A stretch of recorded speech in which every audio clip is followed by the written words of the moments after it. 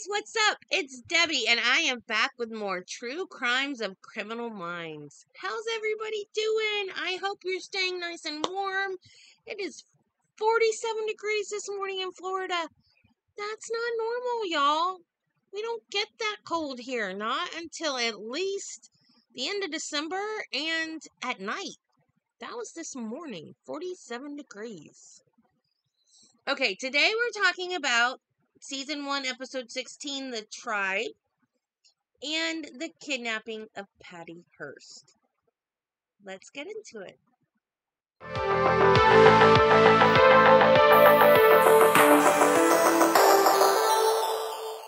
Okay, this week we are talking about, if I can get my computer to cooperate here, we are talking about Season 1, Episode 16, called The Tribe.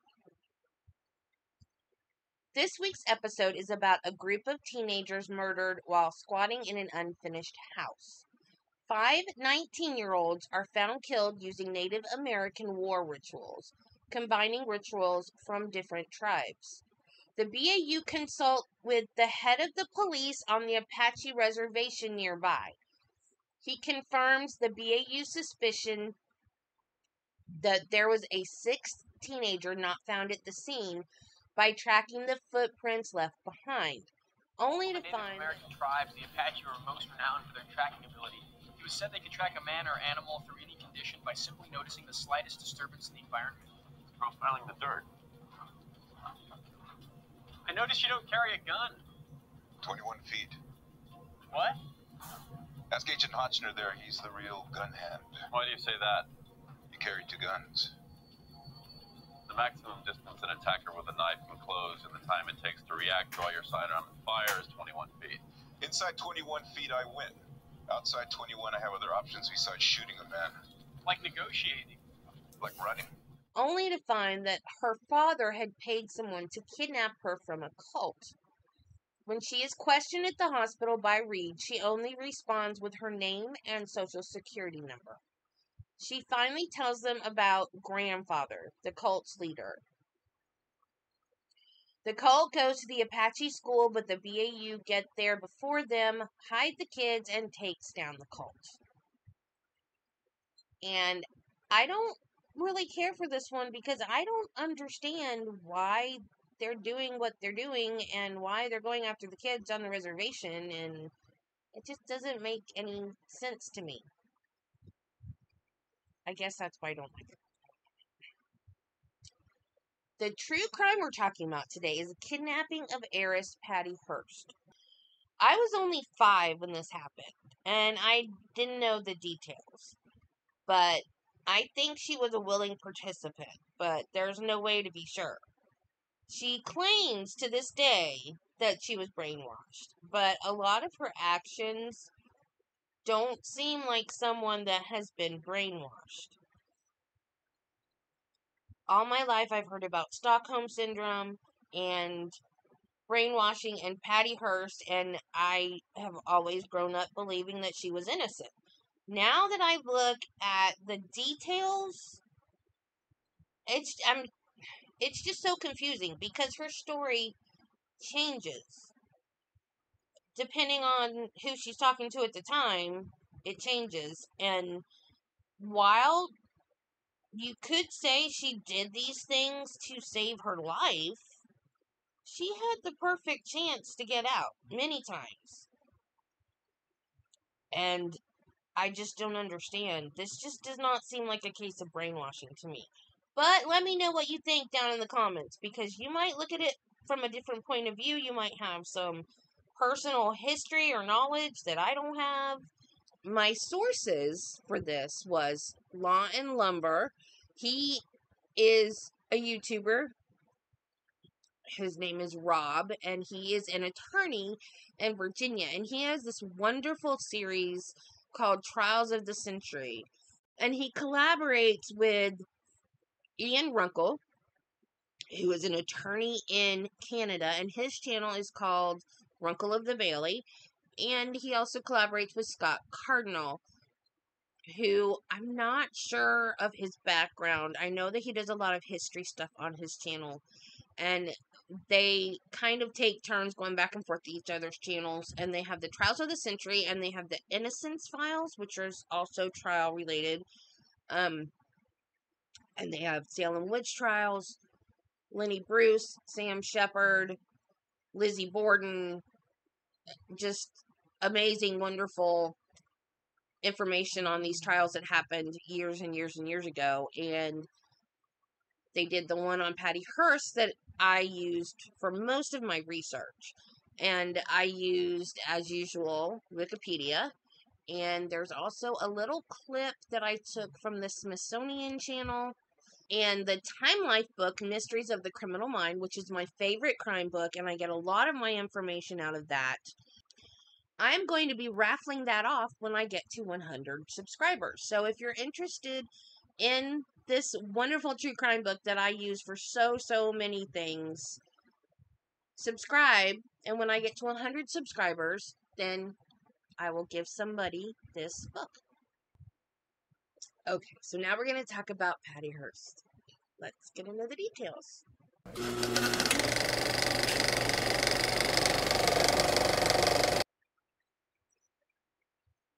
Patty Hearst is the granddaughter of William Randolph Hearst, who owned the largest newspaper chain in America.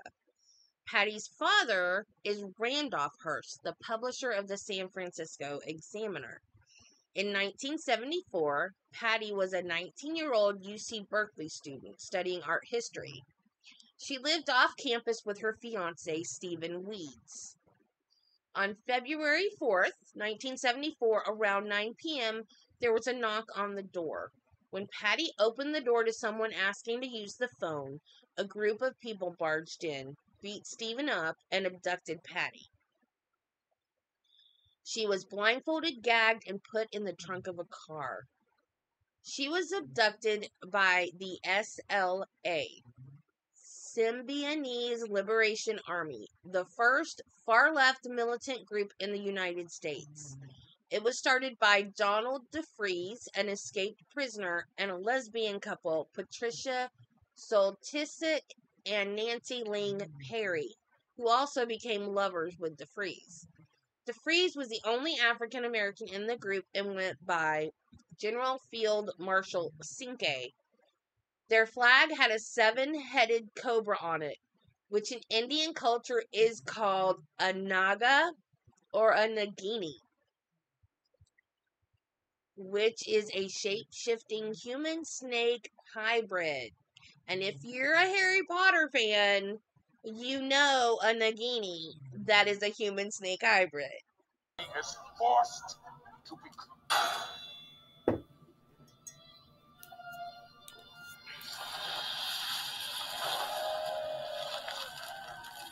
Over time, he will not be able to transform back.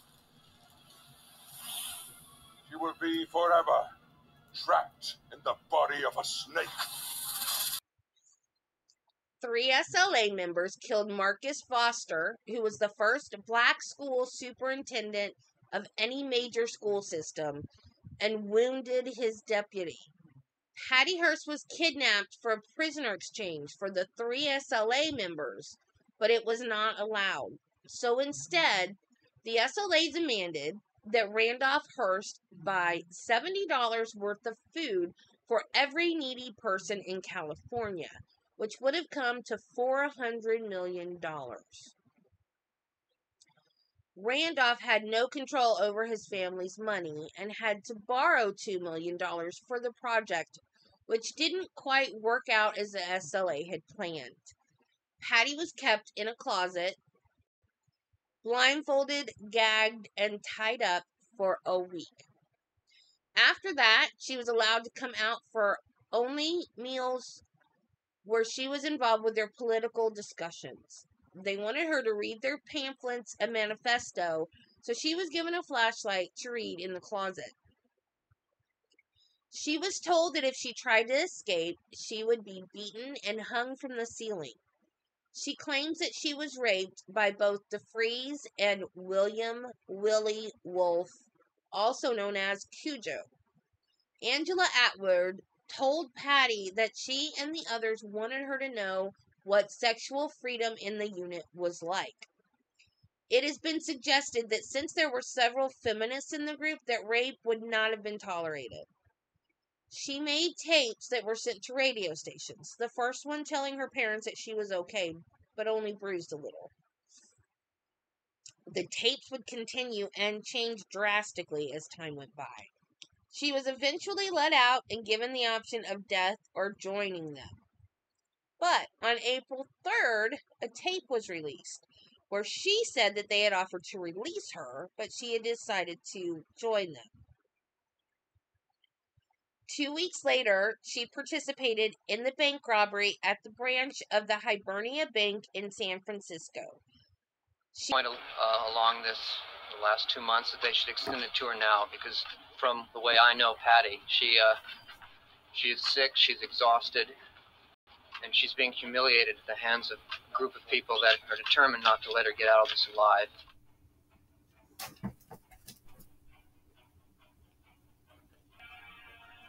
Greetings to the people. This is Tanya. On April 15th, my comrades and I expropriated $10,660.02 from the Sunset branch of the Hibernia Bank.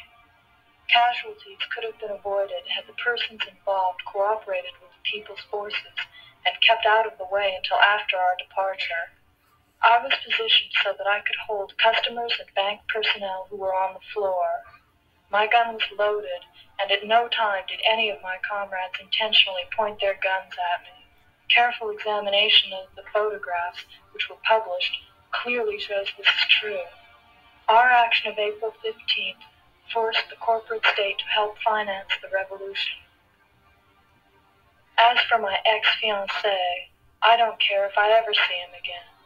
During the last few months, Stephen has shown himself to be a sexist, ageist pig. Not that this was a sudden change from the way he always was. For those people who still believe that I'm brainwashed or dead, I see no reason to further defend my position. Consciousness is terrifying to the ruling class, and they will do anything to discredit people who have realized that the only alternative to freedom is death, and that the only way we can free ourselves of this fascist dictatorship is by fighting, not with words, but with guns. I am a soldier in the People's Army. Patria o muerte, venceremos. She had an M1 carbine and yelled, "My name is Tanya. Up, up, up against the wall, MFers." I'm not going to say what she said. MFers. It has been suggested that her gun was not loaded and that other SLA members had guns pointed at her. After the robbery, a tape was released where she said her gun was loaded, no one pointed guns at her, and she was a willing participant. 1 month later, William Harris, also known as General Tico, and his wife Emily were shopping at Mel's Sporting Goods store in Inglewood, California. They had shoplifted something, and the owner and an employee followed them out and confronted them.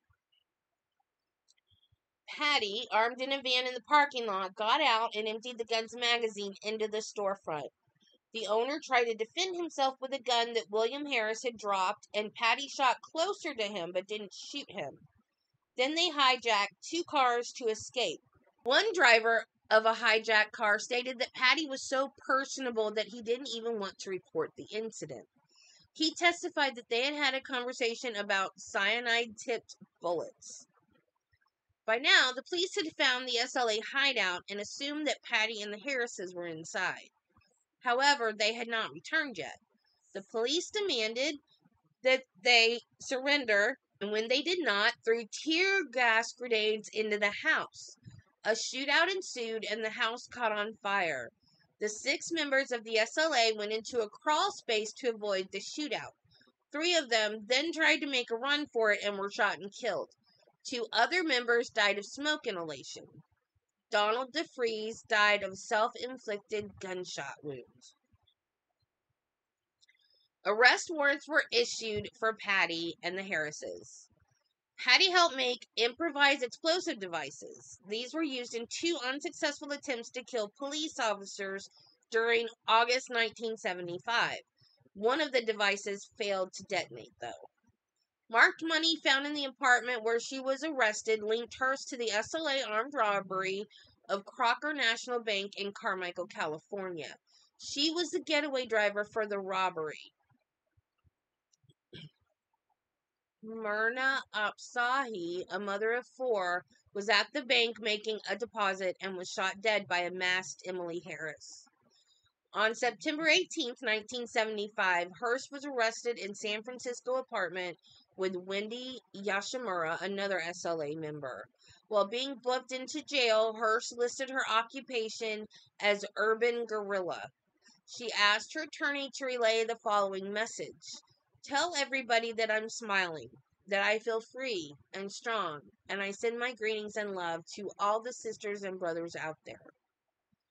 Hearst alone was arraigned for the Hibernia bank robbery. The trial commenced on January 15, 1976. Judge Oliver Jesse Carter ruled that Hearst's taped and written statements after the bank robbery while she was a fugitive with the SLA members were voluntary. She was represented by F. Lee Bailey, an American criminal defense attorney. Bailey first came to nationwide attention for his involvement in the second murder trial of Sam Shepard, a surgeon accused of murdering his wife. That is the case that the movie The Fugitive is based on, and Rob also has an episode of that trial on his Trials of the Century series. F. Lee Bailey later served as an attorney in a number of other high-profile cases. He was a member of the Dream Team in the trial of former football player O.J. Simpson, who was accused of murdering Nicole Brown Simpson and Ron Goldman. Testifying for the prosecution, Dr. Harry Kozol said Hearst had been a rebel in search of a cause, and her participation in the Hibernia robbery had been an act of free will. They also said that she had books at home before she was ever kidnapped about this kind of a movement. So she was already interested in this kind of stuff, and she had previously dated a black man, and her family did not approve. So there's also some speculation that she just wanted to be a rebel, and she just cooperated and used this as a way to rebel against her family. I don't know if that's true. I don't know if she would have gone that far, but I do feel like there were lots of chances, like after the raid on the headquarters, when 6 of them were gone, she could have gone to the police right then and said, "Help me, I've been held kidnapped all this time." But that's not what she did. She hid out with the other members that were still around and robbed another bank. Prosecutor James L. Browning Jr. asked the other psychiatrist testifying for the prosecution, Dr. Joel Fort, if Hearst was in fear of death or great bodily injury during the robbery, to which he answered no. Bailey angrily objected. In court, Hearst made a poor impression and appeared lethargic. An Associated Press report attributed this state to drugs she was given by jail doctors. Bailey was strongly criticized for his decision to put Hearst on the stand, then having her repeatedly decline to answer questions. So she repeatedly took the fifth. So what was the point of putting her on the stand anyways? I mean, that's kind of weird. This whole thing is weird. She could have been sentenced up to 35 years, but was only sentenced to 7. President Carter commuted her sentence to time served in 1979, and she only spent 22 months in jail. On President Clinton's last day of office, January 20th, 2001, he pardoned her. 2 months after her release from prison, Hearst married Bernard Lee Shaw and later had 2 daughters. She did some acting and wrote a memoir, Every Secret Thing, in 1981. Hearst became involved in a foundation helping children with AIDS and is active in other charities and fundraising activities. Okay, guys, so that is it on Patty Hearst, and next week, another crazy one, although I've got a solid opinion on that one. There's no might be, maybe on this one. Bernard gets the subway vigilante. Okay, guys, so that's it for Patty Hearst. I hope you enjoyed it, and come back next week to watch the episode about Bernard Getz. And remember, be kind to people, love your family, and I will see you next time. Bye.